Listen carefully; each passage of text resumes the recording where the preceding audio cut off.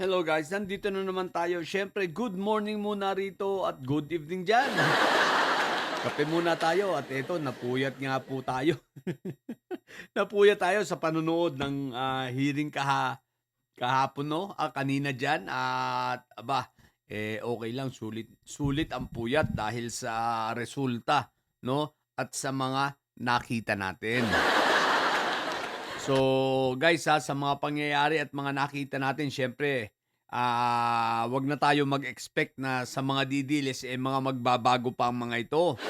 Siyempre ang palalabasin niyang mga 'yan, fake news ang NBI, fake news itong mga ano lang, hindi mahina ang mahina ang analysis ng NBI at sasabihin nila, hindi nakakaintindi dahil hyperbole lang naman itong hyperbole lang naman itong mga pinaggagawa ni Inday Sayad. Siyempre kakatwiran nila yan at yan ay expected na natin. Pero guys, kahit anong sabihin nila, kayong mga didilis, kahit anong sabihin ninyo, isa ang importante.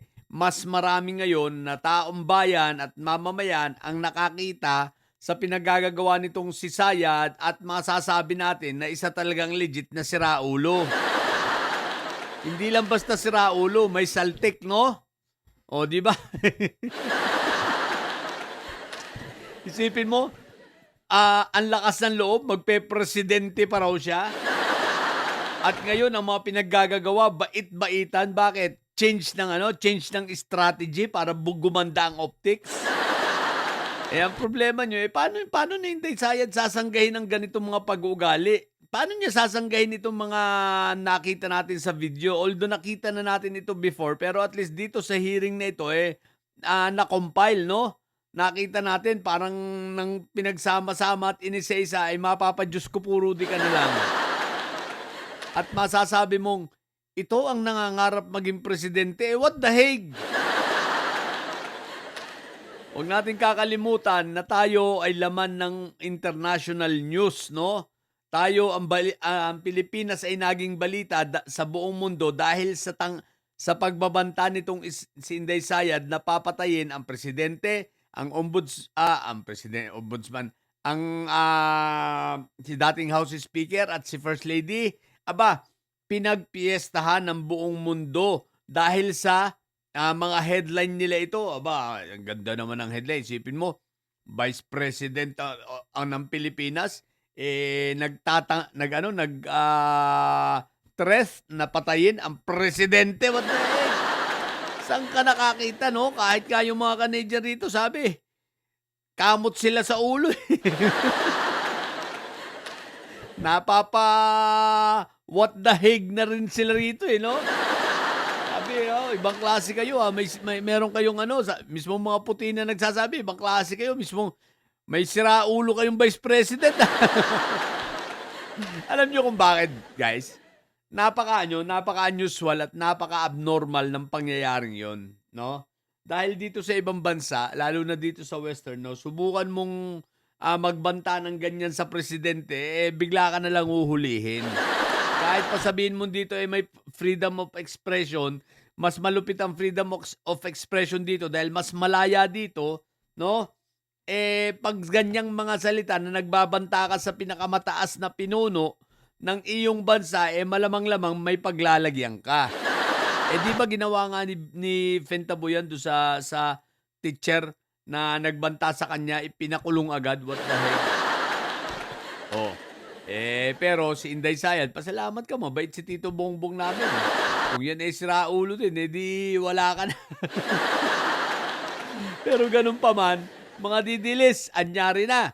Asa na yung pinagmamalaki ninyo na akala ninyo hindi ma-impeach, although magbobotohan pag hindi sa May 4 ay sa May 11 botohan sa plenaryo para maging articles of impeachment na yung kanilang report, no? At maiakyat sa Senado. It's either May 4 or the next Wednesday, which is 11? Na yun, mga May 11, yun ang pinakamatagal. May 11 at yan ay magiging articles of impeachment at aakit na yan sa Senado. Huwag na kayong umasa na walang boboto kay na hindi makukumpleto yung boto na 106. Kita nyo nga dun, 53 out of 53 bumoto na may probable cause. Kawawa naman si Sayad ninyo, wala man lang umattend ng mga kaalyado niya. Bakit kaya? Ayaw mapahiya, 53 out of 53 sa dalawang kaso, no? Parehas na parehas. So, wala na, lusaw na. Pagdating sa Kongreso, lusaw na. At itong mga ebidensyang ito, lalo na pag nabuksan pa yung ITR ni Inday Sayad, ako'y naniniwala, hindi magmamatch yan sa kanyang salin, hindi magmamatch yan sa kanyang mga napas sa bangko. Bakit? Kasi yung laundered money, wala namang wala namang tax yan, hindi yan binubuwisan. Pati sasabihin nila, maraming perang pumasok, maraming kinita. Lugi nga. Lugi nga sa report ng SEC. Tapos yung pagtatax nyo pa kaya, ay Diyos ko po, Rudy.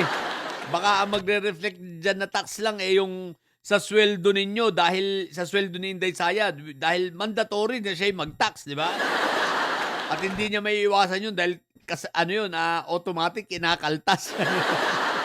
Pero yung mga kita outside dun sa kanyang trabaho at outside sa kanyang mga sweldo at sinasabi niyong mga negosyo, diyan natin makikita at ako'y sigurado hindi yan mag-a-align, no? Hindi yan tatama, hindi yan babalanse dun sa mga nasa kanyang bangko. Ang masasabi ko ay Diyos ko po, Rudy. Madidilis! Lusaw na kayo Tapos nangangarap pa kayo pag hindi si Sayad, si Baste. Hindi nga nanalo sa Davao yan. Hindi nga tumakbo mayor sa Davao dahil alam mo yung talo. Wala na, kahit anong gawin ninyo. Naku po, Rudy, hindi nyo na mag-destabilize i-destabilize ang gobyerno. Hindi kayo magsisipagwagi.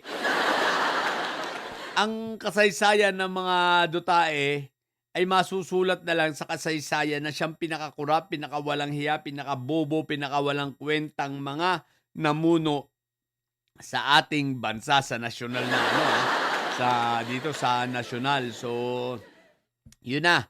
Masusulat at kasama na rin ang mga masusulat ang mga didilis. Masasama sa kasaysayan na pinakabobong taga-suporta ng isang politiko.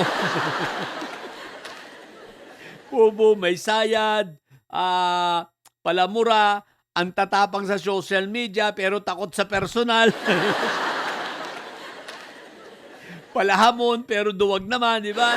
So, isusulat na kayo. Pati kayo mga didilis, masasama na kayo sa kasaysayan. Yun nga lang, pinakabobo, pinakatanga, pinakasiraulo at pinakawalang kwenta.